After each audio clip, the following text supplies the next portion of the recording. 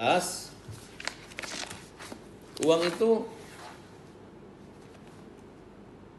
nih 1 miliar udah diserahkan ke rekening. Ini publik kan, milik publik loh.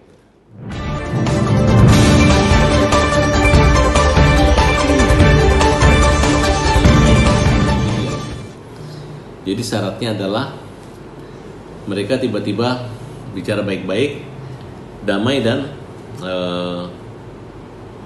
pokoknya nggak boleh ada media gitu. Ya saya dengan segala kerendahan hati saya bilang ya iyalah gitu, namanya juga punya niat baik ya. Cuman saya bilang hebat banget kau Denny Sumargo. Kalian ini apa sih? Kalau orang sudah pakai pengacara ya, kemudian kalian mendamaikan orang, jangan libatkan pengacara, itu kan sama aja penghinaan gitu. Ya kan? Suatu saat dia pakai pengacara sebentar khusus buat Agus. Kita sudah membuat laporan pidana terhadap NP ya, dalam hal pencemaran nama baiknya dulu. Kedua, proses somasi lagi jalan menyangkut uang. Jadi masyarakat perlu ketahui, tolong hentikan untuk membuli Agus. Kita sebagai manusia yang sempurna harus bisa menyempurnakan pandangan sikap kita melihat ketidaksempurnaan dari Agus. Biar bagaimanapun Agus adalah orang yang kena musibah, matanya disiram air keras gitu. Jangan diejek-ejek, jangan diolok-olok. Sekarang mulai bencong banci dari Belanda aja menghina, membuli ya. Sampai orang normal pun ada polisi, oknum ya, ada artis yang pro-pro gitu dan selalu berpikir negatif gitu. Jadi ada ancaman dari seseorang kepada Agus melalui SMS-nya, WA-nya ke istrinya. Dia menyatakan, Gus, kita mau data untuk mutasi, data mutasinya, kita mau lihat gitu. Agus dibawa ke bank gitu. Ternyata langsung pindah transfer uang 1 miliar.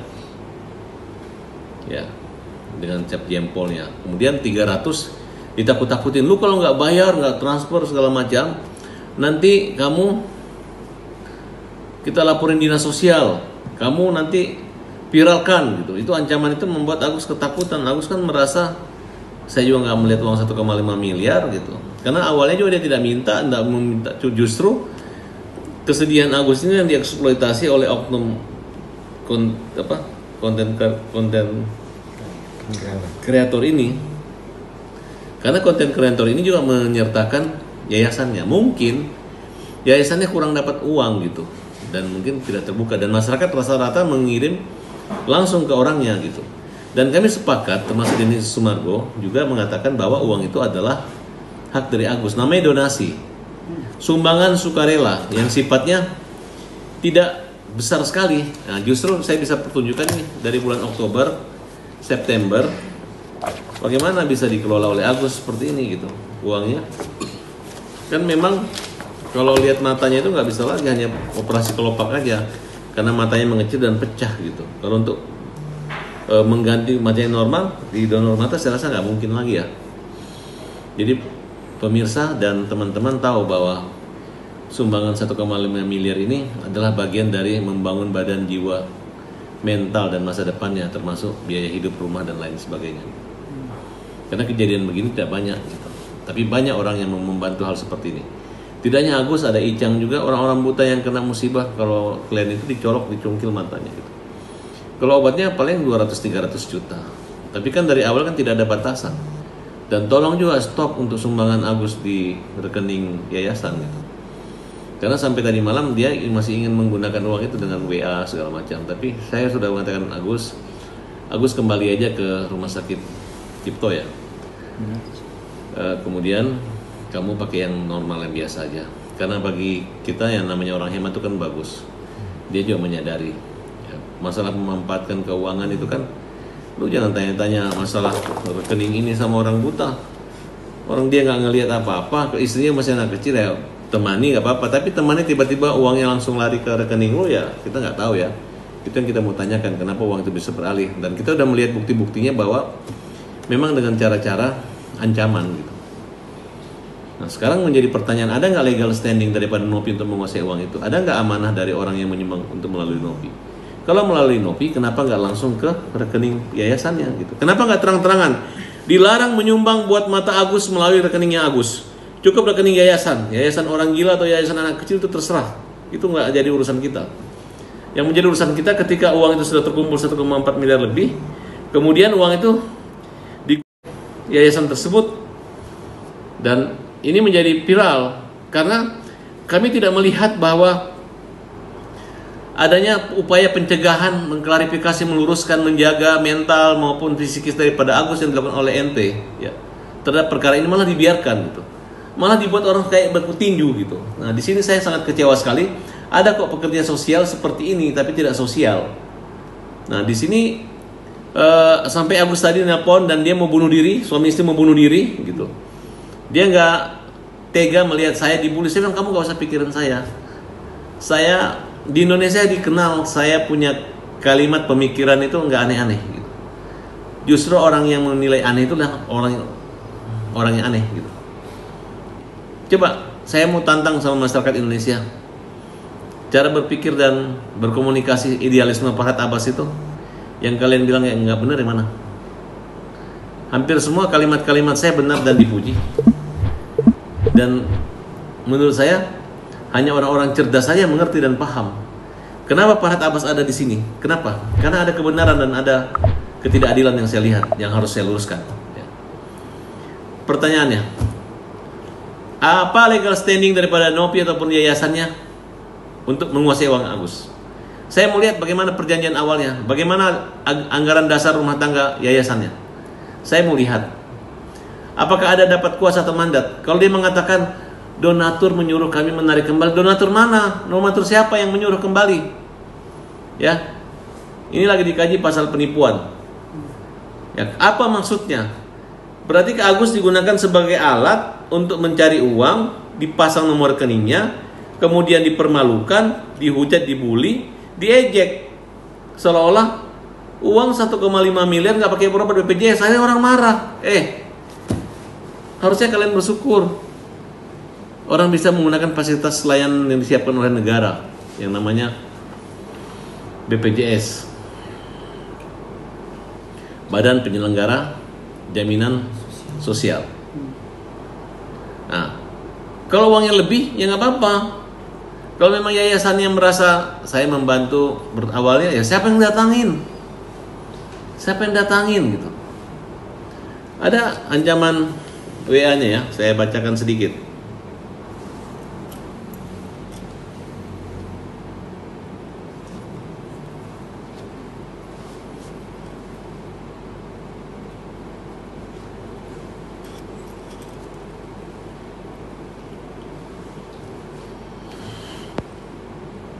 Assalamualaikum, Mbak. Untuk mutasinya gimana? Kalau hari ini nggak dikasih, saya kayak dinsos ya. Takut loh. Itu ya dari NT. Dan bikin laporan. Kita nggak akan main-main. Kita usut semuanya.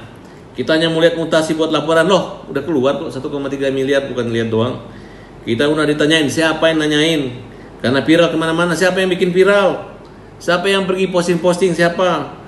Kalau masih nggak mau ngasih nggak apa-apa, kita akan serahkan ke Dinsos. Ya.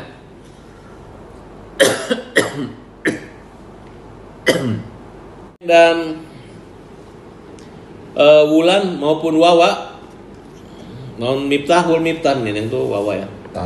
Itu memberi kuasa. Jadi 1 minggu ke depan 3 orang ini akan melaporkan pencemaran nama baik di media sosial. Fitnah. Agus memang kasih uang tapi udah dikembaliin. Kalaupun ada kurang bukan kesalahan mereka, ya Agus memberikan. Wajarlah Agus tinggal di rumahnya ya. Jangan dipermalukan lagi uang salah digunakan untuk obat. Gak ada batasannya. Yang jelas uang itu nih 1 miliar udah diserahkan ke ke rekening. Ada ini. Oke. Ini publik kan, milik publik loh. Karena kalian daripada nuduhan Agus mencuri, saya tunjukkan proses penyerahan uang ini gitu. Jadi masyarakat, uang kalian yang kalian bilang di Agus, yang kalian hina Agus itu udah nggak di Agus, 1,3 miliar itu sudah di rekening Yayasan Peduli Kemanusiaan. Yang ngakunya ngurus OGJD dan anak-anak bayi ada 5 itu dia. Ya, kan saya udah sarankan, kalau lu nggak mau itu uang terpakai dengan Agus, nggak ikhlas, ya, mau ngawasin, jadi istrinya Agus saja, nikah sama Agus, dijagain sana, biar uangnya nggak habis, atau jadi babysitternya Agus. Oke, tolonglah, janganlah kalian semena-mena, sewenang-wenang kepada orang buta gitu. Nah, kemudian saya mau menunjukkan ini kan data-data rekening yang menyumbang itu banyak sekali. Ada yang 3 juta, 3 juta, ada yang 50.000, bahkan 40.000, 17.000, 50.000. Ini saya lihat ini. Yang paling gede nominalnya berapa sih? Ada yang 100 juta loh. Ada yang 50.000, kan dikit-dikit nih, ya kan? Nah ini laporan polisi udah ada ya, polisi. Saya nggak sebut namanya ya, yang penting Agus Salim udah laporan polisi. Kemudian bulan September ada yang 11 juta loh, namanya Julia ya. Kalau itu Denny Sumargo kurang lebih 89 juta katanya. 500.000, ada yang 10.000. Winda Prabawati 10.000. 50.000 ada, 100, 200.000, 3.000 ada. Yopita 3.000 perak. 14.000 ada. Lebih mahal materi dibanding sumbangan, tapi ikhlas. Tahu nggak donasi itu apa? Sumbangan sukarela. Bukan ditaruh di celengan masjid terus si Agus nyolong dari masjid, tidak. Langsung ke rekening pribadi dia.